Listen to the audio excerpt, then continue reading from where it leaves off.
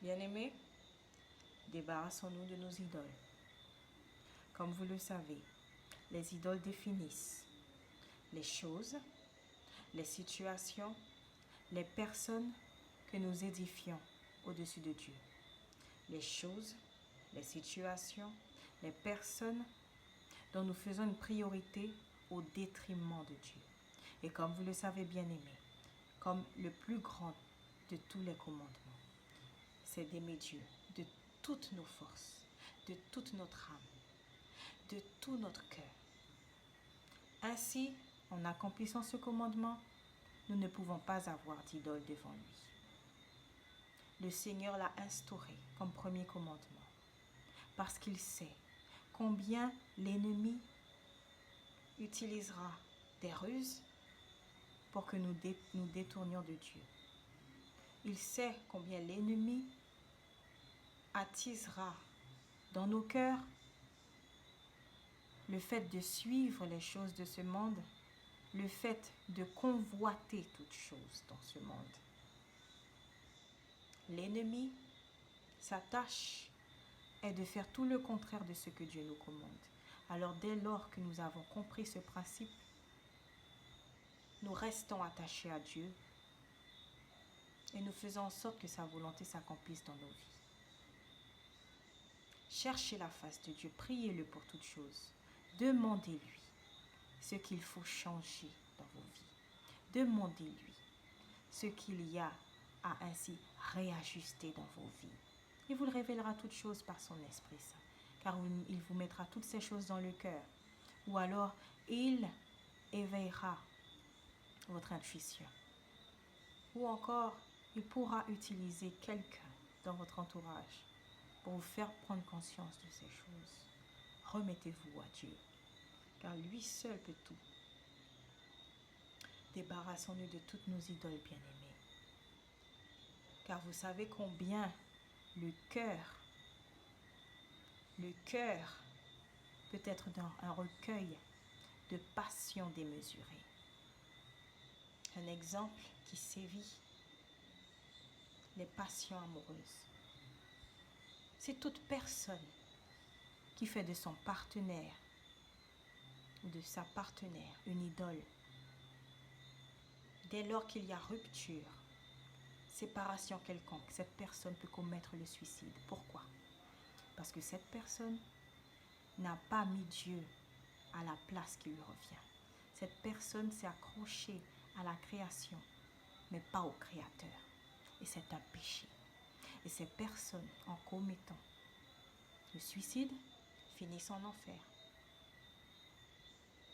Dieu nous commande de le mettre au centre de toutes choses et de l'aimer d'un cœur sincère. Car en l'aimant d'un cœur sincère, ainsi, nous nous dévouons à sa cause. Nous nous faisons un devoir de le suivre. Nous nous faisons ainsi de servir les autres afin qu'eux aussi soient libérés de toute ruse, libérés de tout voile spirituel, mental et physique qui pourrait encore faire qu'ils aient une porte ouverte sur l'enfer. Débarrassons-nous, bien-aimés, de nos idoles. Car plus vous vous nourrissez des choses de ce monde, plus vous les glorifiez. Et moins vous entendrez la voix de Dieu, moins vous serez obéissants à Dieu. La Bible dit que nous sommes les esclaves de ceux que nous servons. Alors si au quotidien, nous nous nourrissons de choses infâmes, si nous nous entourons de personnes qui nous poussent à pécher, ainsi nous finissons d'une manière ou d'une autre à ressembler à ces personnes. La Bible dit que les mauvaises compagnies corrompent les bonnes mœurs. Cela se vérifie, bien-aimés. Alors si Dieu vous met dans le cœur ainsi de vous éloigner de certaines personnes de votre entourage, ou alors d'arrêter certaines activités, de mettre de la distance entre vous et cette chose qui vous incite au péché. C'est parce qu'il sait toutes choses, c'est parce qu'il veut votre bien et parce qu'il vous aime plus que tout au monde qu'il veut que vous puissiez ainsi lui revenir. Il veut que vous puissiez ainsi accéder à la vie éternelle. C'est la raison pour laquelle Jésus-Christ est venu sur terre. C'était sa mission, de nous montrer le chemin, que nous puissions ainsi suivre ses voies, comprendre ses commandements et les appliquer dans nos vies pour justement fermer toute porte à l'ennemi, pour justement que nous puissions vivre une vie paisible sur cette terre malgré les tribulations. Cette paix et cette joie divine que Jésus-Christ nous donne sont sans pareil. Car nous avons l'espoir, nous avons justement cette conviction que ni la mort, ni les choses de ce monde ne pourront nous séparer de son amour. Alors n'écoutez pas ceux et celles qui vous disent « T'occupe pas, vis ta vie, vis chaque jour comme le dernier instant ». Bien-aimés, cela serait vivre comme les païens. Pourquoi? Parce que plus vous tenterez de vivre votre vie à 100 à l'heure, plus vous pécherez contre vous-même, contre votre prochain et contre Dieu lui-même. N'oubliez pas qu'il y a le jour du jugement et que chacun d'entre nous devra lui rendre des comptes. Mais si vraiment vous avez reçu la bonne nouvelle, vous avez compris que lorsqu'il reviendra, si vous n'êtes plus de ce monde, il vous ressuscitera. Alors vous ne craindrez plus rien ni personne, pas même la mort. Et c'est de cela que Jésus-Christ nous délivre, de la mort. Il nous délivre de toute détresse, de toute anxiété liée à ce monde. Il nous donne la garantie qu'en temps et en heure, il restaurera toutes choses. C'est pourquoi nous devons nous débarrasser de toutes nos idoles, parce que si idoles nous avons dans nos vies, nous n'avons pas accès à la vie éternelle. Dieu veut que nous soyons saints. Et pour cela, nous devons comprendre qu'il y a des choses à respecter. Sa volonté. Lorsque nous l'acceptons comme Seigneur et Sauveur, ce n'est pas uniquement comme Sauveur, mais comme Seigneur.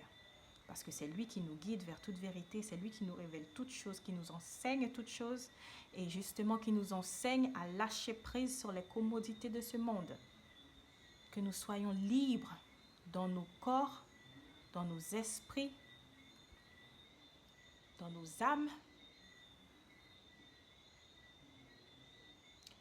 Débarrassons-nous de nos idoles, quelles qu'elles soient. Parce qu'encore une fois, bien-aimés, la vie éternelle se trouve en Jésus-Christ seul. C'est lui seul que vous devez adorer. C'est devant lui seul que vous devez vous prosterner. Cela ne veut pas dire qu'il ne faille pas que vous puissiez vous entourer de frères et sœurs en Christ ou autres. Mais vous devez adorer le Créateur, non pas la création. Vous devez de respecter l'autre, d'aimer l'autre. Tel est le second plus grand commandement, d'aimer notre prochain comme nous-mêmes. Mais cela ne veut pas dire qu'il faille accepter tout et n'importe quoi. Cela ne veut pas dire qu'il faille marcher selon son prochain, mais selon Dieu uniquement, selon ce qu'il nous inculque, ce qu'il nous instruit, ce qu'il nous commande au quotidien. Débarrassons-nous de nos idoles, bien-aimés. Ainsi, toutes nos chaînes, quelles qu'elles soient, seront envolées. Plus de peur, plus de haine, plus de jalousie, plus d'envie, puisque nos pensées sont focalisées sur le royaume céleste. Nos attentes demeurent en Dieu. Notre espérance, notre foi demeure en lui seul. Ainsi, nous nous libérons de ce monde et de toutes les choses infâmes qu'il a à offrir. Alors, bien sûr, il y a de bonnes choses à recueillir de ce monde. Mais encore une fois, nous ne devons pas en faire des idoles, car c'est là qu'est le danger, puisque les âmes peuvent périr à cause de cette abomination qui est l'une des plus grandes aux yeux de Dieu. Ne l'oubliez pas, bien-aimés. Débarrassons-nous de nos idoles avant qu'il ne soit trop tard. Car comme vous le savez, Jésus-Christ reviendra et nous ne connaissons ni l'heure ni le jour. Que Dieu vous bénisse.